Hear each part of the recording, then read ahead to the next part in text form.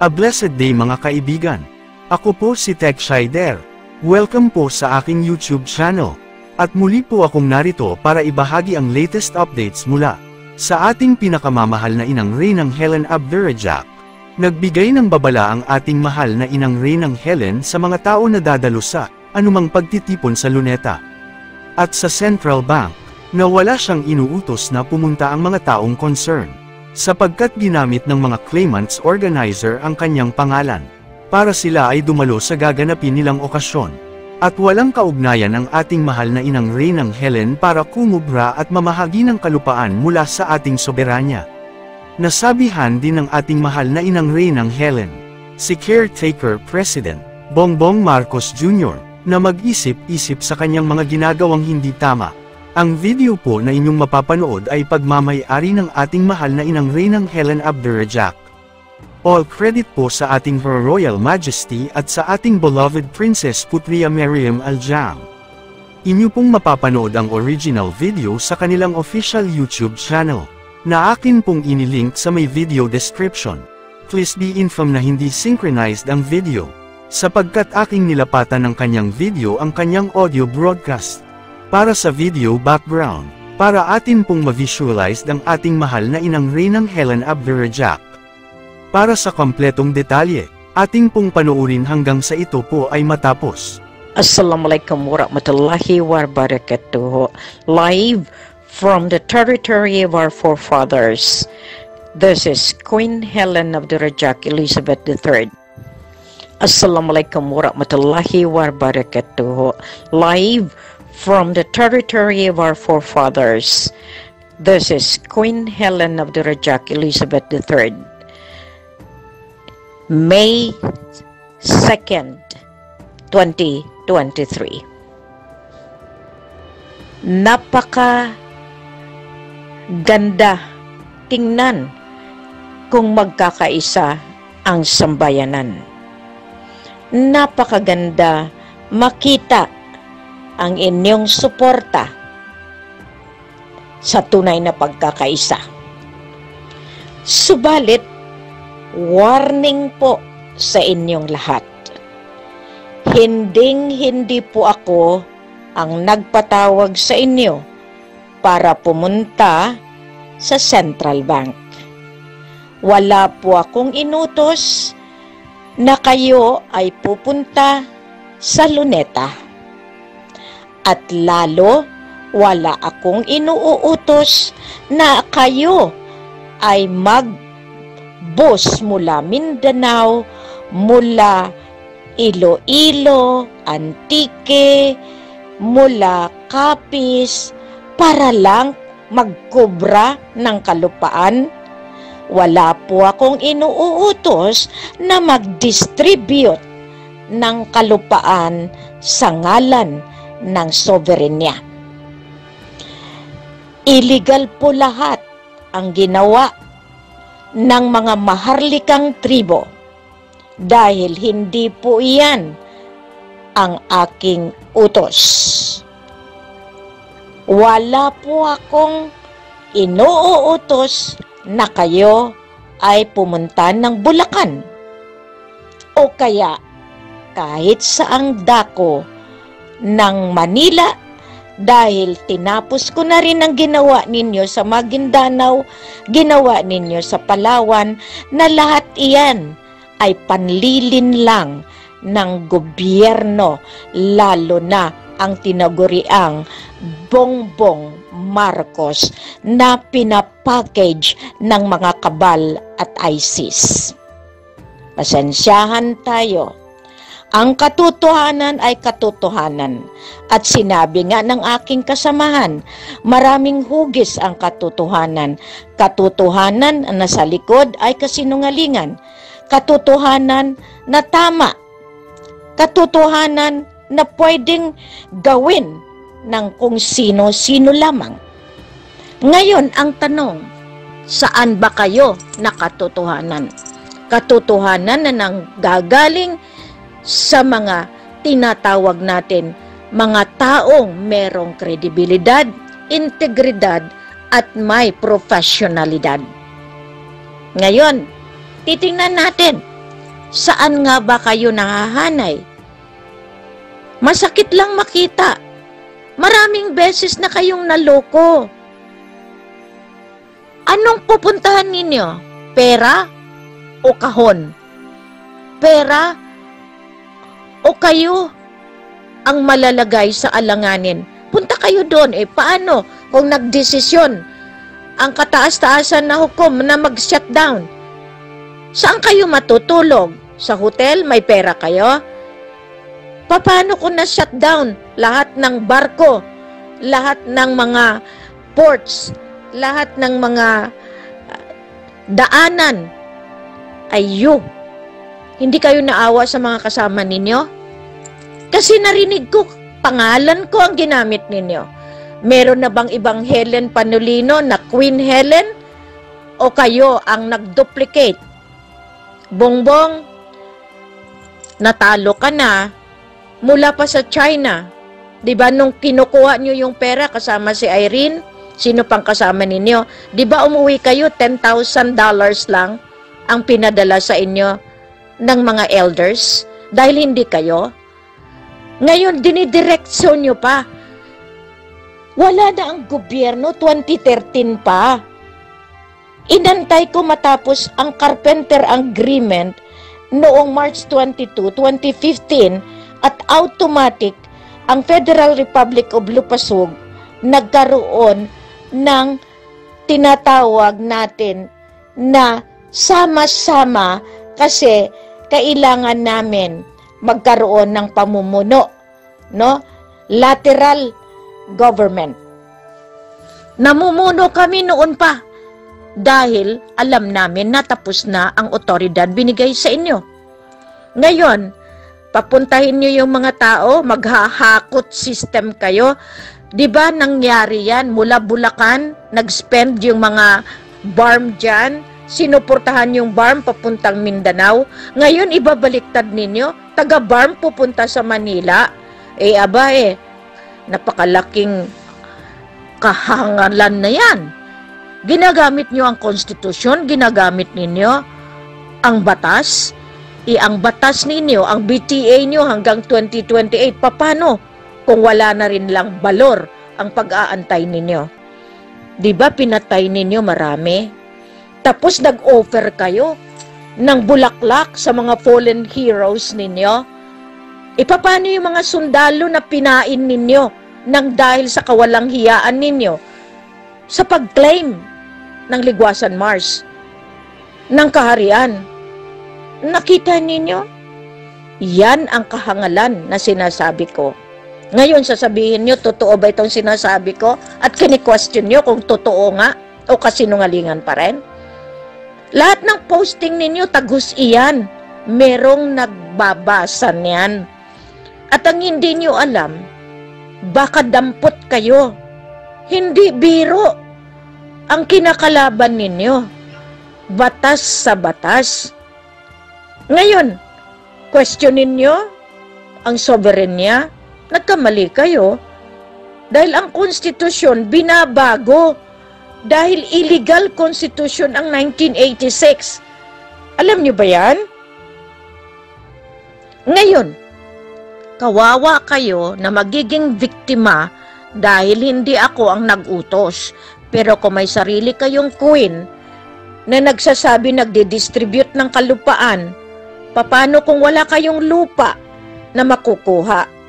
Dahil illegal. Kaya nga nakita ko, doon dinala yung mga tribo. Salamat pala doon, Nanette Tampico, kasama ka pala dyan. Lahat kayo na nagtraidor.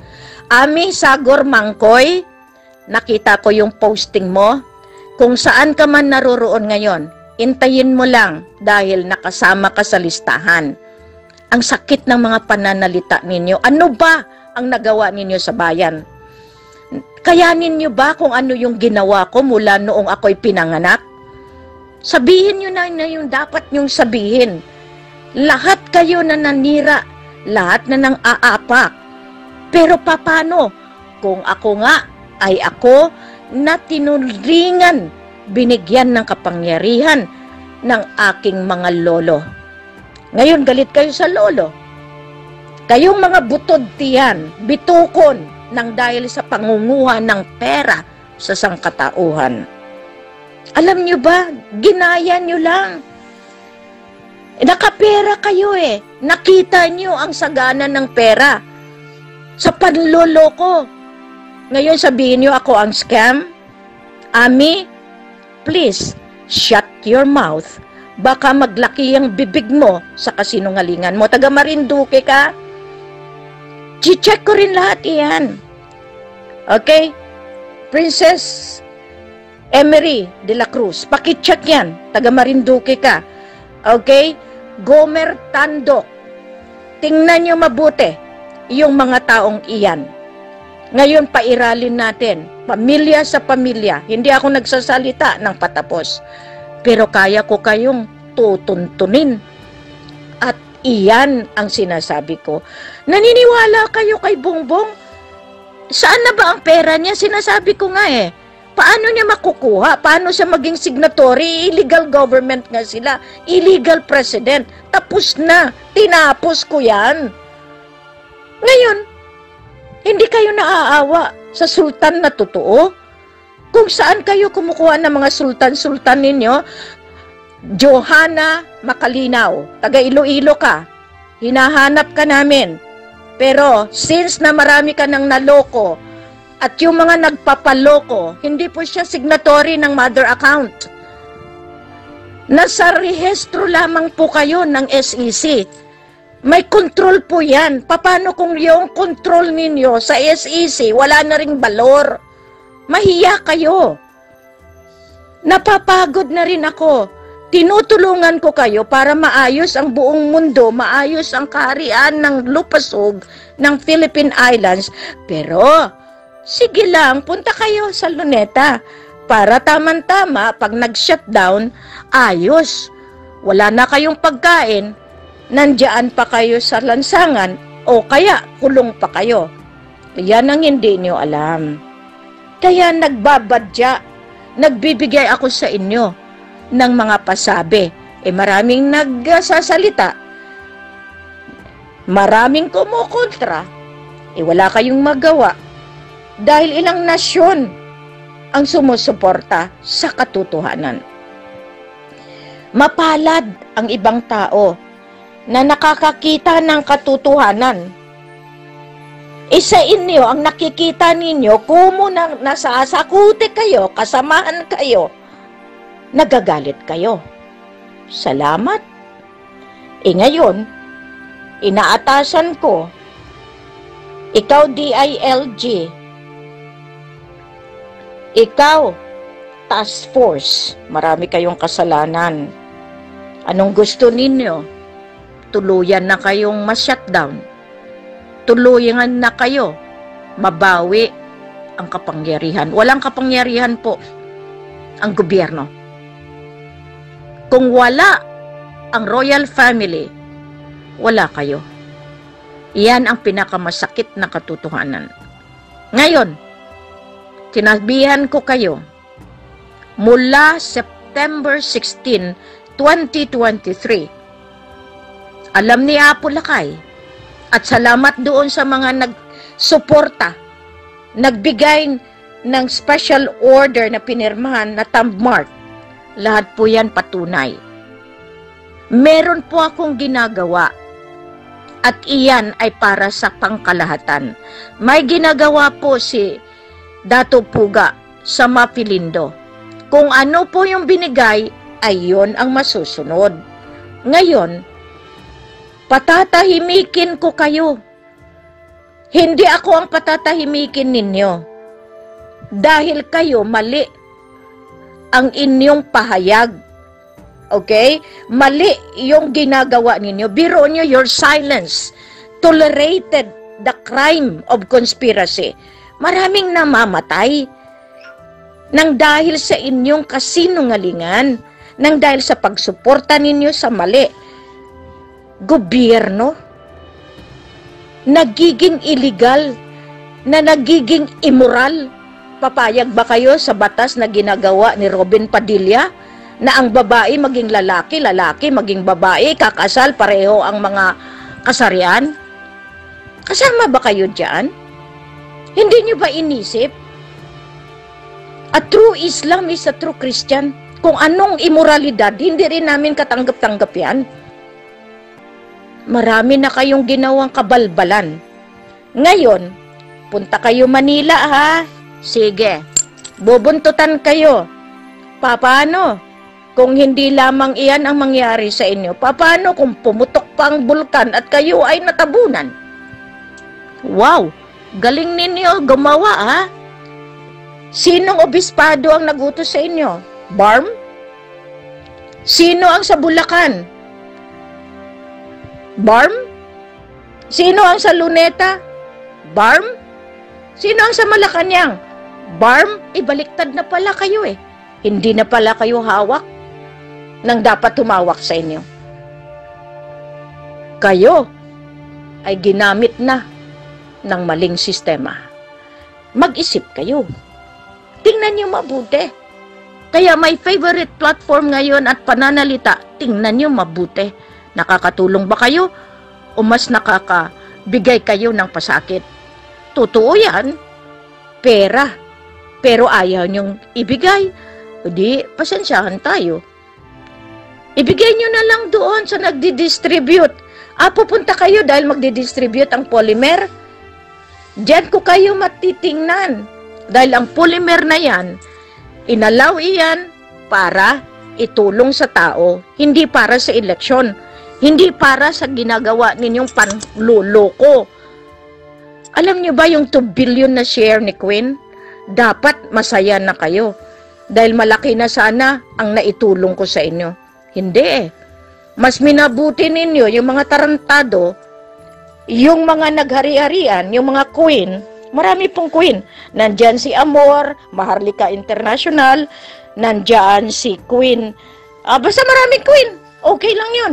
Basta, ang sabi ko nga, kung hindi sumunod sa katotohanan, na yun ay katotohanan na katotohanan, hindi yung kasinungalingan na katotohanan, tandaan niyo po yan. Ang espiritu ng katotohanan ang siyang naguutos sa akin kasi naghihimagsik ang katauhan na iyan. Wala kayong ginawa. Sa pagharang ninyo, lalo kayong nabibisto. Lalo kayong nakikita ng mata na tumatagos mismo sa inyong isipan. Kaya ang galing. Hindi niyo ba alam kung sino si Secretary Rafi Tulfo? Alam niyo ba yan?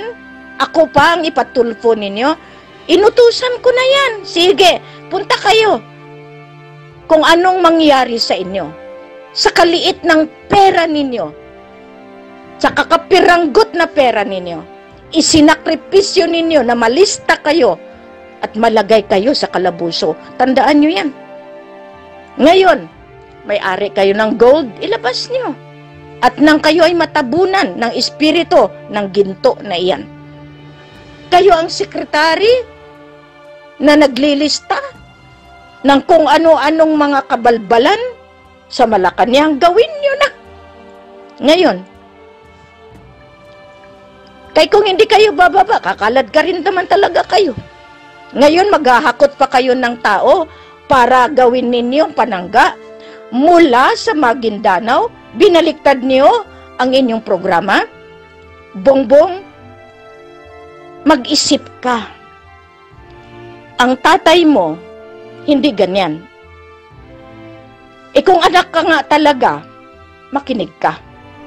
Kung sino ang iyong programmer, kung sino ang inyong manipulador, at kung sino ang Marcos ninyo na tumatayo, may hangganan po yan lahat. Ni minsan hindi ako nagsalita ng mataas, pero ako alam ko kung ano ang hustisya ng divino gobyerno. Marami na kayong kasalanan. Kapag puno ng gantangan, kinakalis po yan. Kaya, maraming salamat dahil hindi niyo mapipigilan ang pananalita ng totoong naghihimagsik laban sa kasinungalingan ng bawat isa sa inyo na kumakamkam ng kaperahan ng Sultanato ng Suluan, North Borneo at ng Royal Empire ng Lupasog. Mabuhay bansang Islas Pilipinas at Lupasog. Mabuhay ang buong mundo na sumusunod sa pamamahala ng Diyos Ama dito sa lupa. Masalam. God bless everyone. Maraming salamat po sa inyong pagsubaybay. Maraming salamat po sa inyong pagmamahal at pagsuporta sa ating mahal na Haring Roger Mamay. At sa mahal na inang Reynang Helen Abdurrahman Elizabeth III. Please like the video to support, at inyong i-share sa inyong social media communities. At kindly subscribe kung kayo po ay bago sa aking YouTube channel. God bless.